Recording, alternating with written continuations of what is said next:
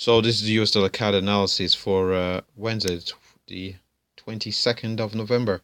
Now, let's have a look what happened with prices. So we did mention previous to the 21st, we did mention that we're looking to see how prices behaved in around 88.20, as we have seen some selling side momentum come into the market. So we've had a test of the 88.20. I had a bit of a pullback there before we had a major test of the level. So we've had a strong candle, possibly it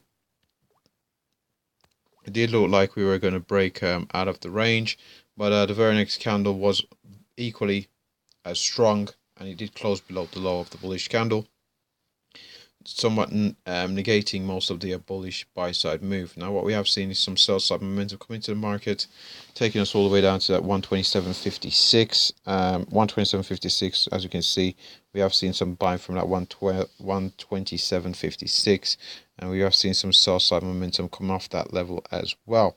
Now, so we've come down to that region. We found quite a bit of a bid. But at present, these candles here are somewhat concerning. They're pretty large, and they pretty much look poised to retrace the entire move. So, in light of having the rejection of the 128.20 that we did mention before, I'm just going to zoom out, see if it can pick it up actually. Oh, it was actually there. There we are. So, this 128.20 again, coming to that region there, briefly broke above it, and we have seen a sell-off. Now we do look poised for more sell side momentum coming to market, so we have to see how prices react to 27.56 and also in around at 27.45 essentially. 127.45 is a very tight zone, as we have the 200 period moving average down here. We'll see how prices react to this 200 period average, where we do see some more buy side momentum coming to the market to retest at 127.78. Now if we do successfully navigate the 127.56, we'll be looking for prices to possibly come down into that this previous swing just here in around the 127.15. 127.15 just there, has held for two occasions where we did see some bullish buy side momentum come into the market. So again, at 127.15, we'll be looking for potential buy side momentum coming to market. 127, and again below that we've got a previous swing lows in around at 126.70. In around at 126.70, we'll be looking for potential buy side momentum to come into the market from the lower end of these swings just down here, where we have 26.70. So we'll just have a look at the daily chart before wrapping up here.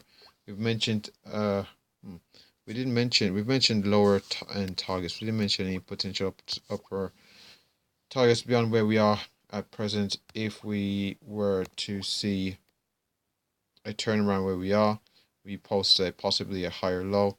So if say we posted a higher low, and we had a continuation closing above the previous highs of that swing, we'll be targeting at 128.20, but beyond which you'll be looking for that 129 level for more sell side momentum to come down, to come into the market, to take us possibly all the way down to that 127.80.